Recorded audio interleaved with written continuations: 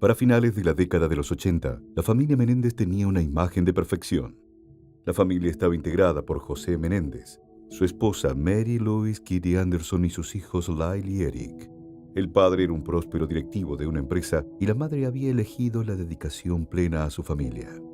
Junto a sus dos hijos de 18 y 21 años, estaban rodeados de confort y riquezas, con la posibilidad de cumplir cualquiera de sus caprichos. Pero todo aquello cambió el 20 de agosto de 1989. En la medianoche de Beverly Hills, Lyle Menéndez realizó una llamada desesperada al 911. Beverly Hills emergency. Yes, police. What's the problem? What's the problem? What's the problem?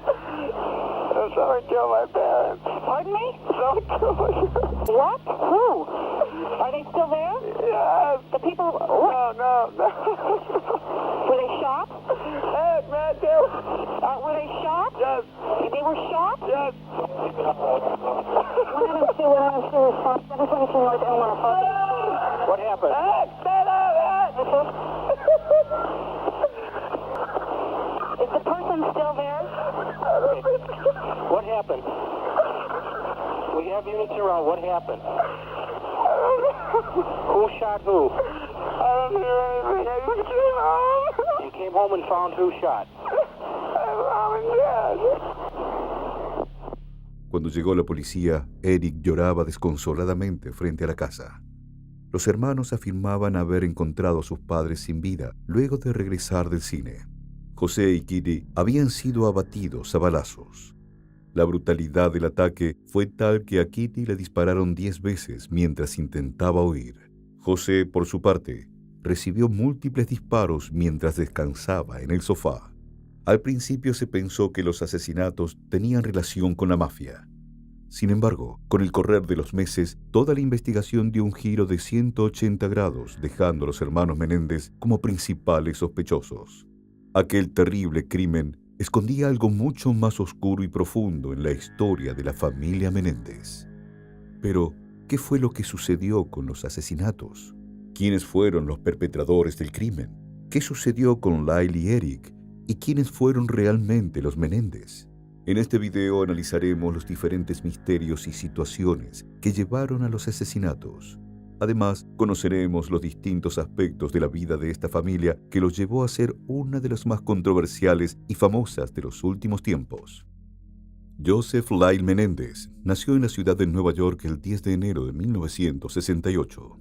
Su hermano menor, Eric Galen Menéndez, nació en Blackwood, Nueva Jersey, el 27 de noviembre de 1970. Sus padres fueron José Menéndez, un inmigrante cubano y exitoso ejecutivo del mundo del espectáculo, y Mary Louise Kitty Menéndez, una exmodelo y profesora. Desde el momento del nacimiento de Lyle y Eric, su madre Kitty dejó su carrera para dedicarse a ser ama de casa y madre a tiempo completo. José trabajó en la firma de contadores Coopers & Lybrand, donde en tan solo 3 años se convirtió en presidente. Después, a los 35 años, fue nombrado vicepresidente de la compañía Hertz y posteriormente fue transferido a la división musical de RCA. En este último fue el encargado de expandir el catálogo de música latina y ayudó a firmar contratos con grupos como Menudo y Eurythmics.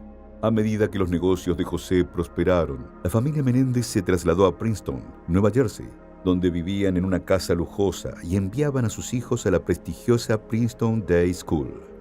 Sin embargo, detrás de la fachada de éxito y riqueza, la vida familiar de los Menéndez era más compleja. José era un hombre ambicioso y exigente que pasaba largas horas trabajando, mientras que lidiaba con la soledad y la creciente distancia emocional entre ellos. Mientras los hermanos fueron creciendo, sus exigencias también lo hicieron. Su padre ejerció una enorme presión sobre ellos para que tuvieran éxito. El tenis resultó ser un deporte importante para su padre, que venía de una familia de deportistas. A mediados de la década del 80, José fue trasladado a California por razones laborales y compró una lujosa casa en la ciudad de Calabazas, en un intento por mantener a su familia unida. Kitty nunca aceptó la mudanza por completo. El cambio solo incrementó su descontento al alejarse del resto de su familia. Los hermanos Menéndez desarrollaban sus personalidades en un entorno de exigencias y tensión constante. Aquella mudanza resultó ser un punto de inflexión en la vida de los Menéndez que pronto fue escalando hasta desatar el caos familiar. Después de que la familia se mudara al sur de California en 1986, los hermanos se volvieron más rebeldes a pesar del control de su padre.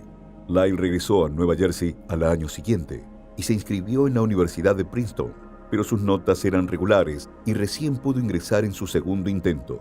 Sin embargo, fue suspendido de la institución por plagiar y copiarse en un examen de psicología. Aquello fue una gran humillación para su padre, que lo llevó a trabajar bajo su cargo, pero al poco tiempo comenzó a recibir quejas del comportamiento y mal desempeño de su hijo en el trabajo. Cuando la situación se hizo insostenible, José lo despidió frente a todos sus subordinados.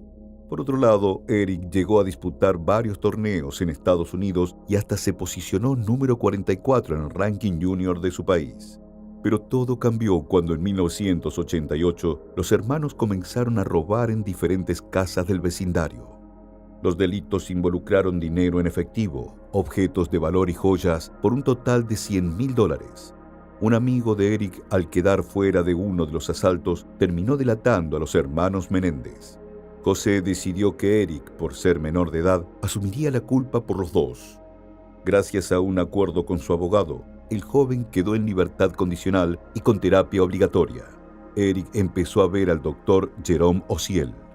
Aquella situación provocó que José decidiera mudarse a Beverly Hills. Se instalaron en una lujosa mansión valuada en $5 millones con piscina, cancha de tenis y casa de huéspedes. Allí habían vivido Prince y Elton John. A los hermanos Menéndez no le faltaba nada material. Sin embargo, en su interior tenían una gran carencia. No habían experimentado jamás el verdadero cariño de sus padres. Pronto este nuevo hogar se convertiría en testigo de uno de los episodios más terribles de la historia familiar. El 18 de agosto de 1989, Lyle y Eric realizaron un viaje al sur de California, pero no se trataba de un día de descanso ni paseo. Estaban tramando algo y su objetivo era conseguir armas. Los hermanos compraron escopetas Mossberg calibre 12 y luego regresaron a Beverly Hills. Las excentricidades estaban a la orden del día en la peculiar familia. Al día siguiente los Menéndez alquilaron un barco y realizaron un viaje de pesca de tiburones. Aquel plan duró todo el día. El 20 de agosto de 1989, los hermanos Menéndez fueron al cine por la noche. José y Kitty se instalaron en el estudio de su casa y comenzaron a ver una película de James Bond. Pero antes del anochecer, mientras sus padres descansaban en el sofá del estudio, Lyle y Eric ingresaron silenciosamente con las escopetas cargadas. José recibió un disparo a quemarropa en la parte posterior de la cabeza y luego 5 impactos más en el torso, la pierna y la cabeza. Kitty recibió 10 disparos en total. Lyle fue el que realizó el disparo fatal en el rostro de su madre. Cuando culminaron los asesinatos, los hermanos salieron de la casa para deshacerse de la ropa manchada con sangre y enterraron las escopetas en algún lugar a lo largo de Mulholland Drive. Luego fueron a un cine e intentaron comprar entradas para usarlas como coartada, pero abandonaron el plan debido a que el horario estaba impreso. Finalmente se dirigieron al festival Tate of LA en el Auditorio Cívico de Santa Mónica. Cuando regresaron a casa no encontraron presencia policial. Lyle llamó al 911 y dijo con voz quebrada: «¡Alguien mató a mis padres!», mientras se podía oír a Eric gritar y llorar de fondo. Cuando los oficiales llegaron, vieron a los hermanos desconsolados. En ese momento no se solicitaron pruebas de residuos de pólvora a los jóvenes. Lyle y Eric afirmaron a los oficiales que estaban en otro lugar en el momento de los asesinatos. Lyle sugirió que los asesinatos podrían estar relacionados con los negocios, ya que su padre tenía algunos detractores y enemigos. Aquella declaración, sumada al estado de shock de los hermanos, hizo que la policía no los tome por sospechosos en primera instancia. La escena del crimen que vieron los agentes de la policía y luego los forenses fue un cuadro brutal y macabro. La sangre inundaba la habitación y los cuerpos eran irreconocibles. Los detectives inicialmente investigaron la sugerencia de Lyle que vinculaba los asesinatos con la mafia y el mundo criminal. En los meses siguientes sucedió algo curioso para las autoridades. Los hermanos Menéndez comenzaron a vivir una vida llena de lujos que se contradecía con la pena de perder a sus padres. Lyle compró y se hizo dueño de un restaurante en Princeton. Además, adquirió 3 relojes Rolex y un automóvil deportivo Porsche Carrera. Eric contrató a un entrenador de tenis por tiempo completo y compitió en varios torneos en el extranjero. Entre sus viajes y salidas asistieron a un partido de baloncesto en los New York Knicks. La confirmación de su presencia quedó impresa en una tarjeta coleccionable de Mark Jackson, en la cual figuran de fondo. Durante este tiempo, gastaron aproximadamente $700,000. La mayor parte de este dinero provino de una póliza de seguro de vida por $650,000 y otra póliza de $15 millones con Life Entertainment, compañía donde José Menéndez era accionista.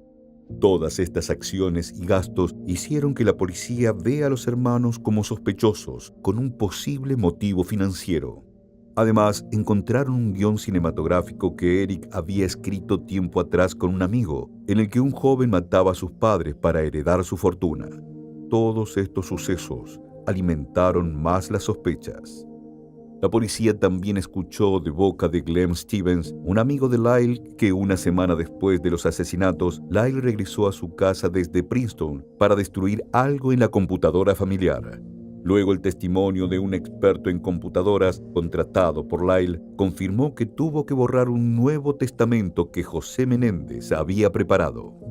Mientras tanto, Eric continuaba asistiendo a sesiones de terapia con el psiquiatra Jerome Ociel. En una oportunidad, Eric no pudo soportar la culpa y confesó al terapeuta todo lo sucedido. Los 2 hermanos habían asesinado a sus padres. Lo que Eric no sabía era que Ociel había grabado esas confesiones y que la amante del doctor, tras enterarse de la existencia de la grabación, llevó las cintas a las autoridades. Con las pruebas en sus manos, el 8 de marzo de 1990, la policía se puso en acción. Lyle fue arrestado en Beverly Hills, mientras que Eric se entregó 3 días después de regresar a Los Ángeles desde Israel. Las cintas del terapeuta se convirtieron en el eje de la acusación y la revelación de que los propios hermanos Menéndez habían perpetrado el brutal crimen sacudió a todo Estados Unidos. En agosto de 1990, el juez James Albrecht dictaminó que las cintas de las conversaciones entre Eric y su psicólogo eran pruebas admisibles, ya que Ociel afirmó que Lyle lo había amenazado y violó el privilegio médico-paciente. Pero la decisión de Albrecht fue apelada y los procedimientos se retrasaron durante 2 años. La Corte Suprema de California dictaminó en agosto de 1992 que la mayoría de las cintas eran admisibles, con la excepción de una cinta en la que Eric discutía los asesinatos. En julio de 1993 comenzó el juicio y fue transmitido por televisión. El país entero seguía el caso como un policial atrapante. Los Menéndez se convirtieron en celebridades. Los fiscales acusaron a Lyle y Eric de haber matado a sus padres para obtener beneficios económicos. La estrategia de defensa de los hermanos se centró en argumentar que actuaron en defensa propia después de años de abuso emocional y sexual por parte de su padre. En varias oportunidades, Lyle y Eric relataron estos episodios de abusos entre lágrimas y llantos contenidos. Did your father have sexual contact with you? Yes. We would be in the bathroom and have oral sex with him. Lyle alegó que José comenzó a abusar de él a los 6 años, pero se detuvo cuando tenía 8 sin explicación alguna, mientras que Eric declaró que fue abusado hasta la edad adulta, poco antes de los asesinatos. And I said, "Dad, please stop." And I said, "Dad, you're hurting me." And he just kept on going further. At one point, I just started screaming and I started saying, "Stop, it hurts, it hurts." Los relatos de ambos eran estremecedores, pero aún así los fiscales parecían no inmutarse. Eric testificó que 2 semanas antes de los asesinatos le contó por primera vez a Lyle sobre el abuso sexual que estaba experimentando, lo que llevó a múltiples enfrentamientos dentro de la familia. Aquellos testimonios arrojaron luz sobre una historia de control absoluto y abuso psicológico y físico sobre los jóvenes. Con respecto a Kid y su madre, Lyle testificó que en algunas oportunidades le confesó sobre los abusos de su padre, pero ella siempre negaba todo y le afirmaba que su padre los amaba demasiado. Ambos veredictos para los hermanos estuvieron divididos por género. El jurado femenino siguió el homicidio voluntario, mientras que el masculino presionó por asesinato en primer grado. Después de un mes de deliberaciones, el juicio terminó como un juicio nulo debido a que los dos jurados no llegaron a un acuerdo. En 1995 comenzó el segundo juicio. Sin embargo, esta vez el juez Stanley Weisberg prohibió las grabaciones en la sala. Esto eliminó el componente mediático que había mantenido al país pegado a sus televisores durante el primer juicio. En esta segunda parte, el juez excluyó de su defensa las pruebas de abuso. La narrativa de los abusos, aunque perturbadora, no era suficiente para explicar la planificación que se había llevado a cabo antes de la masacre con la compra de las armas. Aquel juicio fue menos dramático que el primero, pero el resultado fue definitivo. Un jurado los declaró culpables y ambos fueron condenados por asesinato en primer grado y conspiración para cometer asesinato. El 2 de julio de 1996, Lyle y Eric fueron sentenciados a cadena perpetua sin posibilidad de libertad condicional. Además, se decidió mantener a los hermanos Menéndez en cárceles separadas, con el objetivo de evitar una posible alianza entre ambos y prevenir cualquier intento de fuga o maniobras judiciales. A partir de ahí fue todo en picada para los hermanos y fueron separados. Luego de cumplir 2 años de condena, los hermanos presentaron peticiones de habeas corpus ante el Tribunal Supremo de California, que fueron denegadas en 1999. Tras agotar sus recursos de apelación en el Tribunal Estatal, presentaron peticiones de habeas corpus por separado en el Tribunal de Distrito de los Estados Unidos. En marzo de 2003, el Tribunal del Distrito denegó las apelaciones. Sucedió lo mismo en el año 2005 con el Tribunal de Apelaciones de los Estados Unidos. Mientras tanto, los hermanos continuaron encerrados en diferentes prisiones hasta febrero de 2018. Lyle fue transferido al mismo lugar donde estaba Eric, el Centro Correccional Richard J. Donovan. Unos meses después pudieron reencontrarse después de 21 años. Si bien se comunicaban mediante cartas, Eric describió aquel reencuentro como algo abrumador y de gran felicidad. Mientras cumplían su condena, los hermanos se casaron. Lyle lo hizo en 2 oportunidades y Eric, por su parte, una vez. Los hermanos mantenían sus relaciones sin contacto alguno. Para mediados de 2023, Lyle y Eric solicitaron una nueva audiencia basándose en una acusación sobre una violación de su padre al ex integrante de Menudo, Roy Rosselló. Esto sucedió cuando José trabajaba en RCA Records. Aquel año, en un segmento del Today Show, un documental de televisión, Rosselló declaró que cuando tenía 14 años fue drogado y violado por José Menéndez mientras visitaba la casa de la familia Menéndez en Nueva Jersey. Yo conocí a José Menéndez porque es obvio, él era el director de la RCA Records. Llegamos a la casa, José Menéndez abrió la puerta y Menéndez me sirve una copa de vino y yo no sé qué tenía esa copa de vino. Comencé a ver todo nublado, comencé a ver todo desenfocado. Ahí yo sentí a alguien cargándome y esa persona era José Menéndez, que me estaba cargando y me estaba llevando para el cuarto de él. Pero yo no podía moverme, yo no podía reaccionar, yo no sé qué puse en mi bebida.